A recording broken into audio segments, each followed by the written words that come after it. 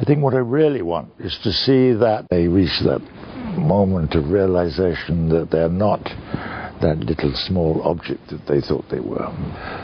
What belongs to the mind is concept, conceptualization.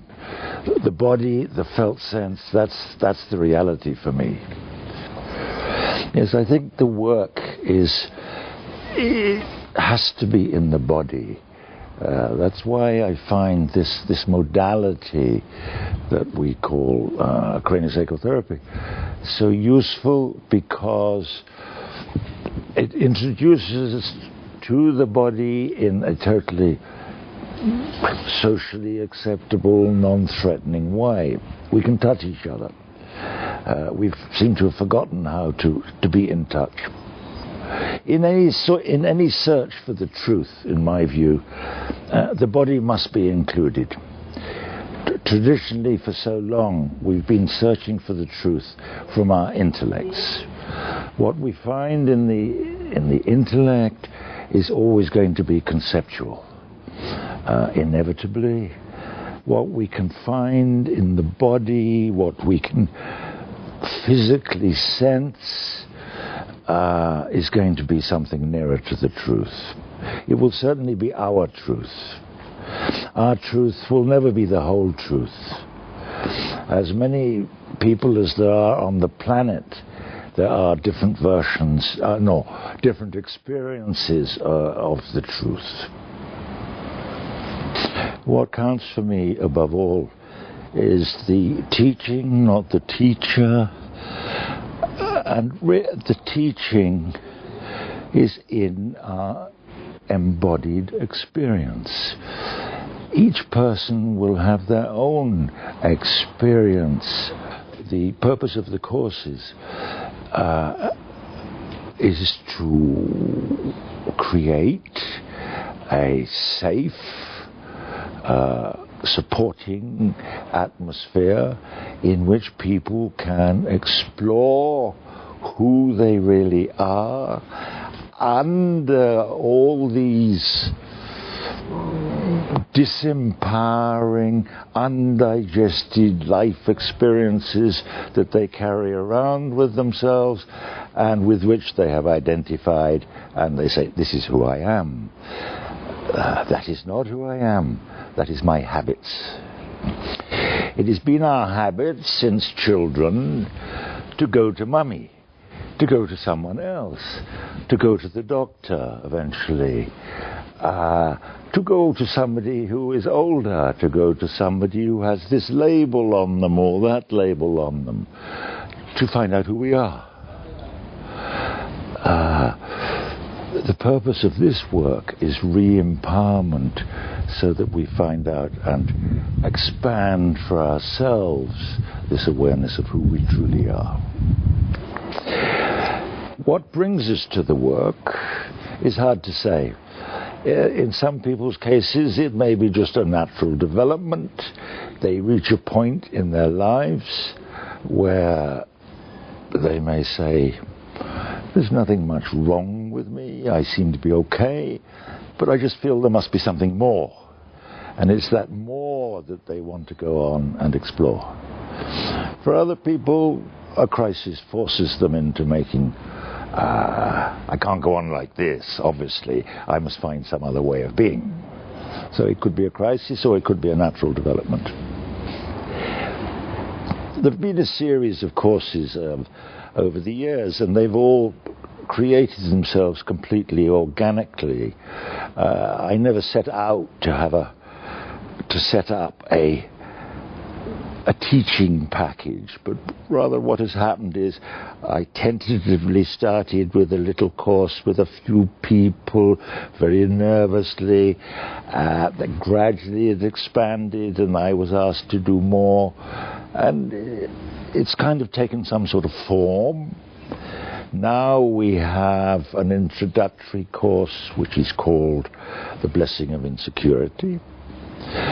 Everybody says, what do you mean, the blessing of insecurity? I've been trying to get rid of insecurity all my life. So I say to them, maybe you'd be better off stopping trying, because security actually is, I beg your pardon, insecurity indicates that we don't quite know where we are going next. We don't quite know what form our life is going to take in the immediate next period.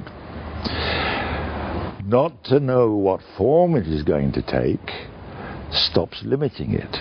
If we do know what form it's going to take,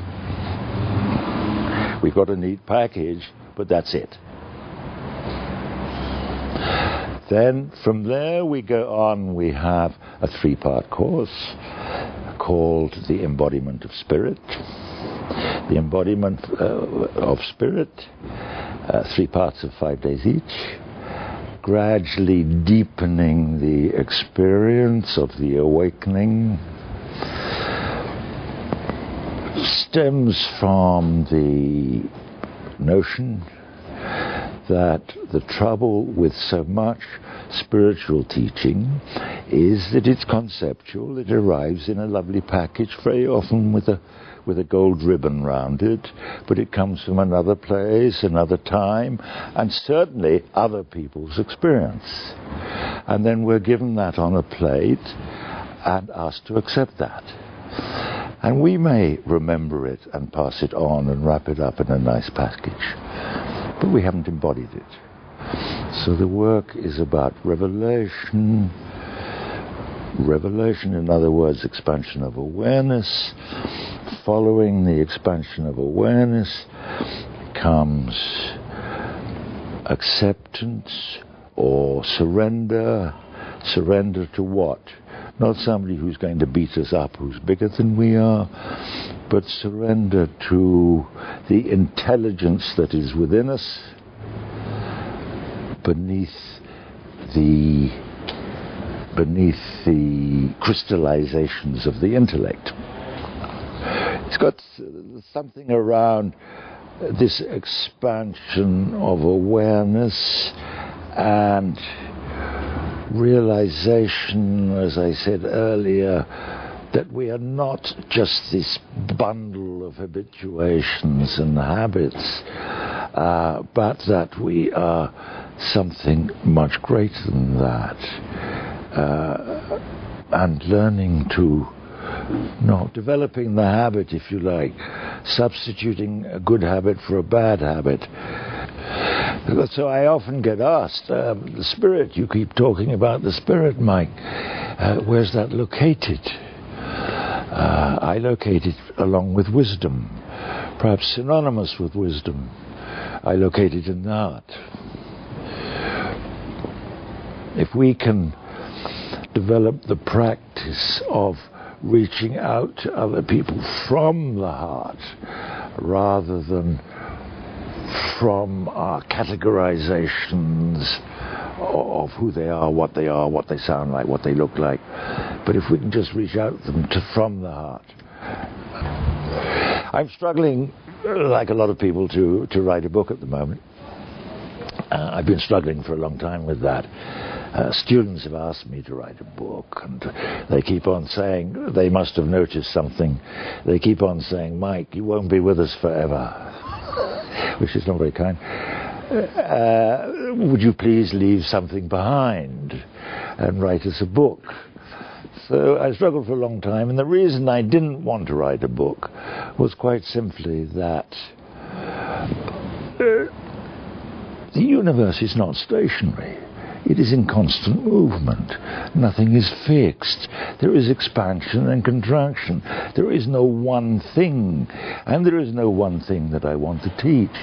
What I want to teach, if teach is the right word, the experience I want to share is being with these people in this time, in this place. So it's continually evolving. These people may be in America. I've taught in some very beautiful places in America, up mountains, beside the sea, in various states, 5 different states, I think. I teach in Spain, I teach in Italy, I teach in England, I teach in France and Ireland. That's about it at the moment. So under pressure, having my arm severely twisted, I finally said, okay, I will write a book. So I'm getting together some of my own thoughts, together with some of the feedback I've had from some students in those countries that I've mentioned, and we're putting it all together. And I'm editing it right now. But the way I'm getting round the problem of everything moving is that I'm taking some material that I have online at the moment, putting it into the book, but I'm continuing to put more stuff online. So it's like volume 1 will be taken off, and then if I stay alive for another 2 years, there will be volume 2, and so on and so on. The name of the book seemed appropriate to me when I say it's the teaching that counts, not the teacher, to call it the empty chair. The empty chair comes from Buddhism, really. When the Buddha was still alive and was not going to live much longer, he said, please don't make any images of me. Don't make any statues. No graven images, you could say. So they all said, yes, of course, we will obey your commands. And look what happened. There are Buddha images in their millions all over the world. The tradition was, at that time, that rather than make a statue, you would just leave behind something like a slipper, a shoe, something that a chair, something the teacher had inhabited, rather than the graven image or the picture. So I thought, well, okay, that's a good title, The Empty Chair. Whatever it is I have to share should come out of the empty chair. And then 2 or 3 Christmases ago, my wife was driving through the forests near where we live, and there was beside the road, there was a carpenter was displaying his goods that he made. Quite roughly. He seems to mostly make them with a chainsaw and a few bolts in them. Not fine modeling, but he had these amazing chairs with a very high back like that, and very solid, like this. And she thought that's what he needs. So she bought me one for Christmas. And I have it now beside the lake in at my meditation center in France.